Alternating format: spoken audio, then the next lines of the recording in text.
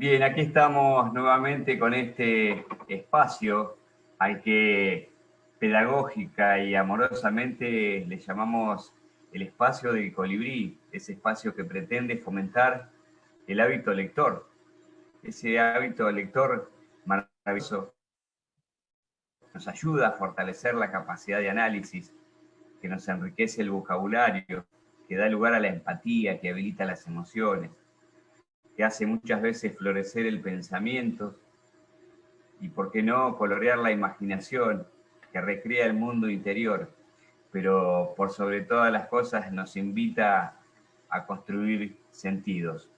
Hoy vamos a pensar juntos este espacio de fomento a la lectura con Fabián Mántaras, periodista de TELAM, entre otras cosas. Fabián, bienvenido a este espacio. Eduardo, estimado, ¿cómo va? Buenas tardes, gracias. Gracias por la invitación. Comparto lo que decís vos, lo de la lectura como herramienta de contexto, de alimento para el alma, de ayuda al crecimiento, no solo del espíritu, sino de tener mayores herramientas, mayores posibilidades para poder comprender la vida. Y a veces tampoco uno termina comprendiendo del todo la vida, Eduardo, porque lee determinados textos que le terminan poniendo más interrogantes, y de eso se trata también la vida, ¿no? Galeano tenía esa maravillosa virtud de la descripción y del relato puesto en su pluma, tan sensible que lograba esas cosas. Y lo sigue logrando aún cuando uno repite la lectura de los textos.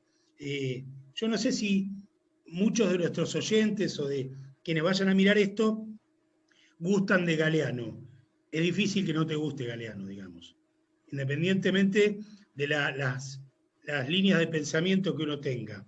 Es como decir, no, la verdad que no me gusta Borges. Bueno, Borges te puede resultar complejo en algún caso, pero es imposible decir que Borges no era bueno, que Borges no era brillante escribiendo, que su pluma no era algo excelso. Es muy complejo escribir de esa manera, y lo digo con conocimiento porque yo escribo todo el tiempo. Es muy difícil lograr que uno no pierda el hilo, que uno se coma un capítulo entero. Yo tuve un profe que decía, el libro es bueno cuando pasás el primer capítulo y el libro te sigue despertando inquietudes. Si luego del primer capítulo el libro no te despierta inquietudes, no es que el libro es malo, no es que ese escritor es malo, sino es que ese texto no es para vos en este momento. Déjalo y en algún otro momento lo retomás. Los libros no son buenos ni malos. Los escritores o las escritoras no son buenas y malas. Tienen que ver con nuestro estado de ánimo, nuestra búsqueda, nuestra necesidad de esto que decías vos, de qué tipo de alimento estoy buscando en ese texto. Tiene que ver con eso. Fabián, nombraste a Galeano, nombraste a Borges. A Galeano decís que lo descubriste de muy pequeño. ¿Qué autor descubriste, por ejemplo, en la universidad que decís, este también me sacó la cabeza? Sí, y bueno, Vológino, por ejemplo.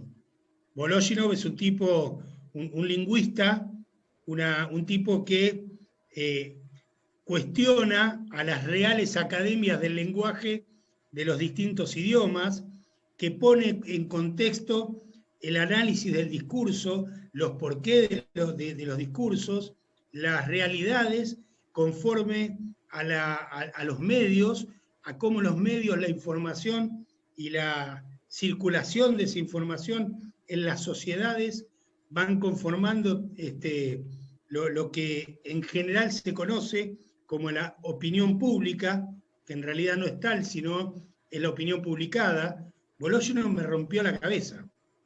Es un tipo que en alguna medida te pone en disputa todo lo aprendido. Cuando te involucrás con sus textos y profundizás en sus debates, vos decís, caramba, ¿qué pasó acá? ¿Lo aprendido resulta que no estaba bien aprendido? No, son miradas. Volozhinov te enseña lo de la subjetividad, lo de que Eduardo no tiene la verdad absoluta y Fabián tampoco la tiene. Hay verdades relativas que se construyen de acuerdo a los procesos y a los momentos, y a la época y a los contextos. Ese tipo me rompió la cabeza, claramente, por nombrar uno, ¿no? Seguramente estás convencido que regalar un libro es un muy buen regalo. Sí, claro, tal cual. De hecho, yo considero que los libros en particular, aún cuando uno los compra, no nos pertenecen. Yo creo que los libros deben ser, viste que siempre dicen, no sé, las cataratas, patrimonio de la humanidad. Para mí los libros son patrimonio de la humanidad. Deberían serlo. Hay algunas ciudades del mundo que tienen como gimnasia que uno termina de leer un libro y lo deja en el banco de una plaza cualquiera, para que tenga otro acceso a ese texto y a ese libro. Y a mí me parece que tendría que ser así. No alcanza con las bibliotecas populares, no alcanza con la biblioteca de la escuela. Me parece que los libros deben estar al alcance de cualquiera, porque en términos económicos hay libros que son muy caros y no todos tenemos el acceso a poder comprarlos. De manera que si uno que es militante de la palabra, militante de la información y amante de la lectura, pudiese comprar un libro, esa mirada colectiva que milita a diario lo debería poner en situación de ese libro tiene que estar al acceso de cualquiera. Y si alguien me lo pide, no importa si no me lo devuelve, él tiene la obligación de ponerlo al acceso de otro cuando termine ese texto. Tengo la sensación de que si pudiésemos hacer esto, esta franja nuestra de la sociedad a la que el poder de manera permanente condena a la miseria en términos alimentarios, de poco acceso a la tecnología, de mínimos accesos a una calidad de vida razonable, si pudiésemos acercarle los textos, la educación, las herramientas que generarían las oportunidades necesarias a los sectores más vulnerables de nuestra sociedad, tengo la sensación de que definitivamente la patria sería otra. Y definitivamente los manipuladores de la opinión publicada tendrían mucho más laburo para manipular. Les sería más complejo. Bien, bien, Fabián. Nos quedan 3 minutitos, 4, y por supuesto, como invitado, quiero que los tengas vos para lo que desees agregar para el final.